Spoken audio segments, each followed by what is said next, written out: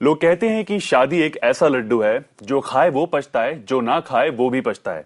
लेकिन यहां पर मैं ये कहना चाहूंगा कि शादी एक वो डिवाइन एक्सपीरियंस है, एक वो डिवाइन रिचुअल है जो भारतीय समाज में के साथ हर समाज में एक ऐसा बंधन है जिसे बहुत ही पवित्र माना गया है। हमें इस बंधन की पवित्रता को समझना है, इस रिलेशनशिप को समझना है, इस रिश्ते से जुड़े हुए किसी भी डर को अपने मन के अंदर बिल्कुल नहीं बैठाना है और कोशिश करनी है जिंदगी को, इस रिलेशनशिप को जीने का एक मौका देने की। यहाँ संध्या जी हमारे साथ जुड़ गई हैं। बताएं Sandhya ji. Good morning sir. जी good morning. Sorry, good evening sir. Hello sir. जी कहें, सवाल पूछें। सर मेरी मैरिज लाइफ कुछ अच्छी नहीं है। मेरे हस्बैंड मुझसे अलग रहते हैं और मेरे 2 बेटे हैं, एक बेटी एक बेटा। और बेटी मेरी मतलब हस्बैंड के साथ रहती है, तो बेटी मुझसे कहती है मम्मा आप मेरे पास आइए। लेकिन मेरी प्रॉब्लम ये है कि इतनी छोटी मेरी बेटी 9 साल की है। मुझे ये नहीं समझ में आता कि अपनी बेटी को हम क्या बताएं कि बेटा हम क्यों नहीं आ सकते।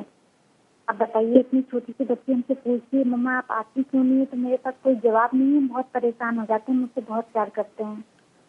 अब मुझे कुछ सलाह दीजिए, हम क्या करें। जी बताएं। क्या नाम बताया था आपने? संध्या जी।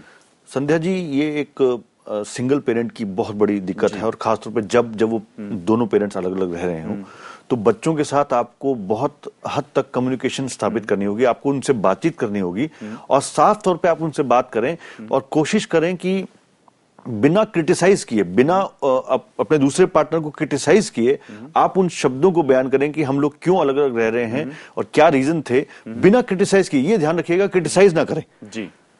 उससे क्या होगा कि आप उनका ट्रस्ट आपकी तरफ बढ़ेगा जी और वो आपसे ठीक तरह बात कर पाएंगे, जिससे सॉल्यूशन आपके सामने आएगा। बहुत डिफिकल्ट सिचुएशन है लेकिन उसका सॉल्यूशन मैं आपको यही दे सकता हूं कि आप कम्युनिकेशन बढ़ाएं अपने बच्चों के साथ और क्रिटिसाइज न करें दूसरे पार्टनर को कभी भी। मुझे लगता है संध्या जी को यहाँ पर पेशेंस रखने की बहुत जरूरत है। जिंदगी में हर हालात एक जैसा कभी नहीं होता, सिचुएशंस बदलती रहती हैं, तो कोशिश करें और मन में धैर्य बनाकर रखें, सिचुएशंस के बदलने का इंतजार करें और जितना भी आपकी जिंदगी में टफ टाइम आ रहा है उसे पॉजिटिवली, पूरी सकारात्मक सोच के साथ अपनाएं। यहाँ पर तनु जी भी हमारे साथ हैं। बताएं तनु जी। हेलो जी कहें। अरे हम 5 सालों के अपने मायके में हैं और मेरे उनके आए नहीं, मेरे हस्बैंड आए नहीं, हमको लेने ही नहीं आए। हमको 5 साल से, मेरा एक बच्चा भी है, उनको उसकी भी मोहब्बत नहीं है जरा की। मेरे ख्याल ये अलग ही एक डिफिकल्ट सिचुएशन है। अगर 5 साल से हस्बैंड इनसे मिलने नहीं आए तो मेरे ख्याल कुछ और भी इसका एक पहलू होगा जरूर। बहुत पहलू हो सकते हैं देवेश जी। यहाँ पर बात मैं इनसे भी कहना चाहूंगा कि एक बार खुल के अपने हस्बैंड से बात करें, अगर बात करने की गुंजाइश है तो, नहीं तो किसी भी मीडिएटर के थ्रू एक बार एक दूसरे के सामने बैठ के बात करें कि ऐसा क्या वर्जन है कि बच्चों की वजह से, बच्चों को शक्ल देखने के बावजूद भी वो आपको लेने नहीं आ रहे। कोई तो ऐसा रीजन होगा जिसका सोल्यूशन निकल पाएगा।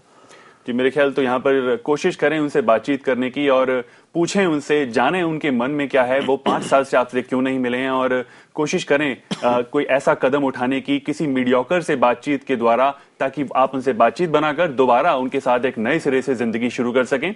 मैरिज फियर की जब बात करते हैं तो ये देखते हैं कि आजादी छिन जाने का डर मर्दों में सबसे बड़ा कारण देखा जाता है शादी ना करने का, और लेवल ऑफ कमिटमेंट को बढ़ाकर वो इस डर से खुद को दूर कर सकते हैं। अगर आप अपने मन के अंदर कमिटमेंट पैदा करेंगे किसी भी रिलेशनशिप के लिए तो डेफिनेटली आप उस रिलेशनशिप को सही तरह से जी पाएंगे, सही तरह से निभा भी पाएंगे।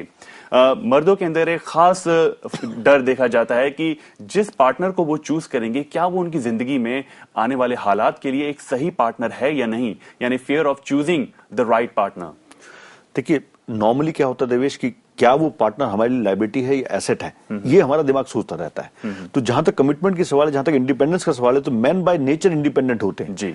जैसे ही वहां पर ये आता है कि लायबिलिटी होगा तो उनको एकदम फियर क्रिएट होता है। यहां मैं एक चीज ऐड करना चाहूंगा कि फ्रेंडशिप एक बहुत बड़ा लेवल है, चाहे वो किसी भी रिलेशन में हो। अगर वो अपने पार्टनर को एज ए फ्रेंड देखना शुरू करेंगे तो वहां पर ये फियर अपने आप डिसॉल्व होना शुरू होगा, ना कि एक लायबिलिटी या एसेट। एज ए फ्रेंड देखना शुरू करें और उसके बाद देखें कि उस फ्रेंडशिप के साथ, उस कमिटमेंट के साथ वो आगे बढ़ सकते हैं कि नहीं। मुझे लगता है महेश जी कि कोई भी व्यक्ति एक परफेक्ट इंसान नहीं होता है, हर इंसान के अंदर कुछ ना कुछ खामियां होती हैं।